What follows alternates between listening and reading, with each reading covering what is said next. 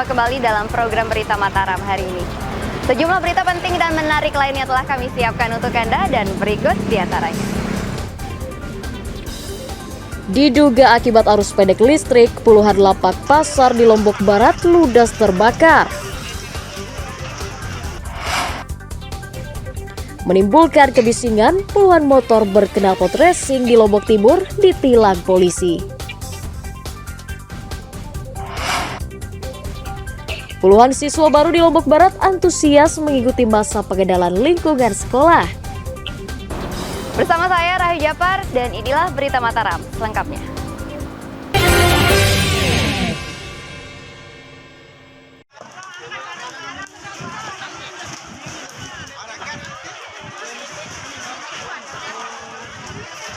Sebuah bangunan pasar di Desa Karangbongkot, Kecamatan Lambu Api, Kabupaten Lombok Barat ludes terbakar Senin sore.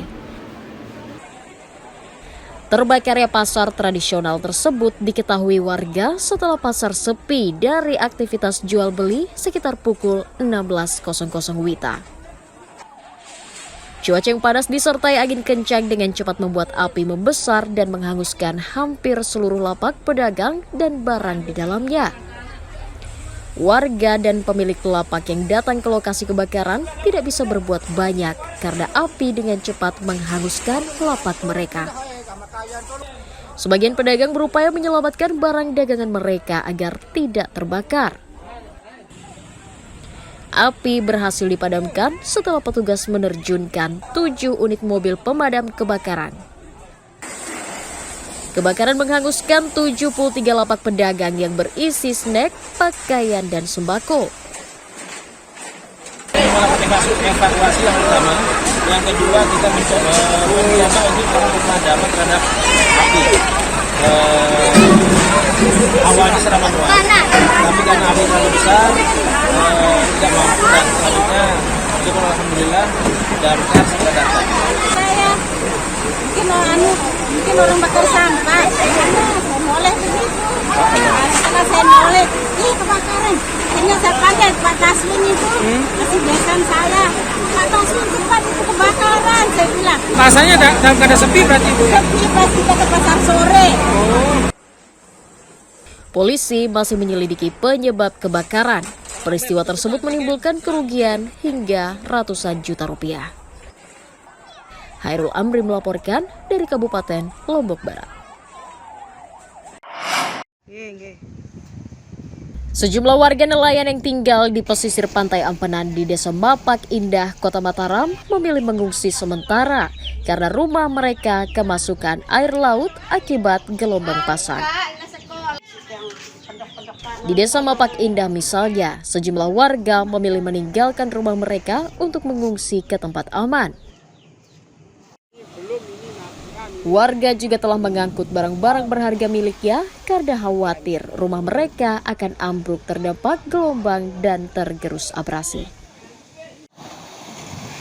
Sejak awal tahun lalu, sedikitnya 3 bangunan rumah permanen di wilayah ini rusak akibat terjangan gelombang laut.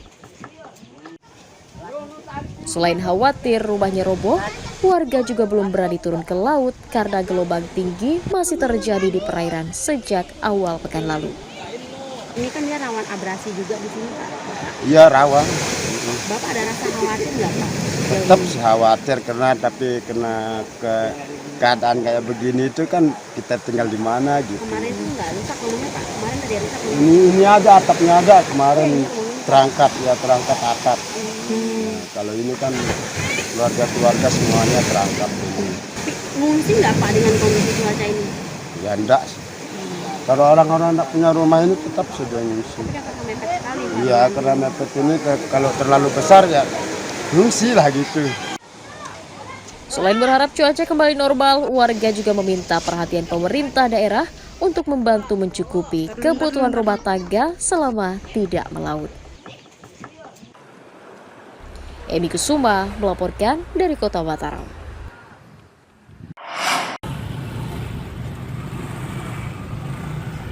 Puluhan pemotor di Jalan Protokol Kota Selong, Kabupaten Lombok Timur terjaring razia dalam operasi Patuh Rinjani 2023 Senin pagi. Sejumlah pengendara terutama pelajar terjaring operasi karena menggunakan knalpot racing serta tidak menggunakan helm. Petugas juga menilang sejumlah warga yang tidak bisa menunjukkan dokumen lengkap kendaraannya.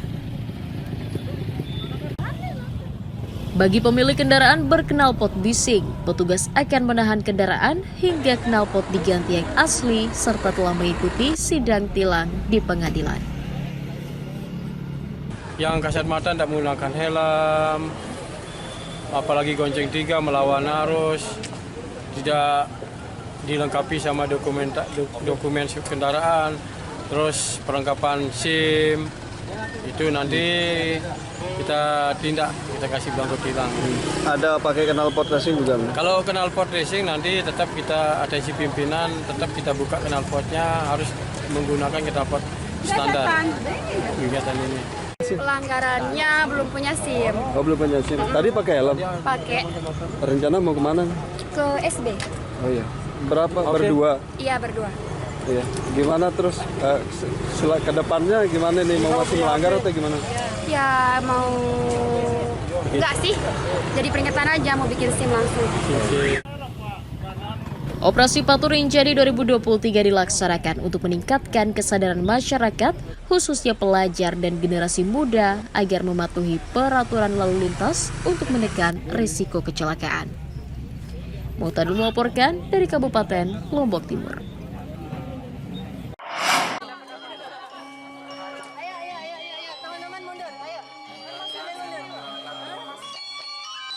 Menteri Badan Usaha Milik Negara Erick Thohir memastikan gelaran balap motor World Superbike tetap akan dilaksanakan di sirkuit Mandalika, Lombok Tengah.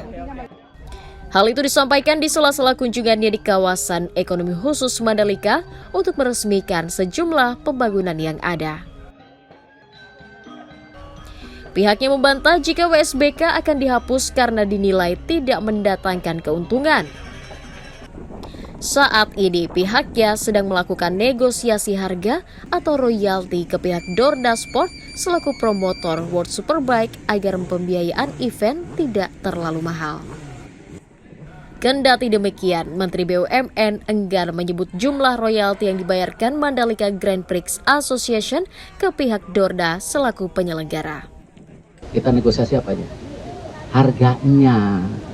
Supaya kalau buat event itu kalau mau berlanjut harus apa? Cocok. Berarti tidak ada penghapusan ya Pak Menteri? Negosiasi harga. Harga apa yang harga pembayaran. Royalti ya? Royalti. Karena tidak mungkin kita membuat event rugi terus. Pemerintah meyakinkan kegiatan yang digelar di sirkuit Mandalika ke depannya akan berdampak pada pertumbuhan ekonomi masyarakat di Nusa Tenggara Barat. Lukmanul Hakim melaporkan dari Kabupaten Lombok Tengah.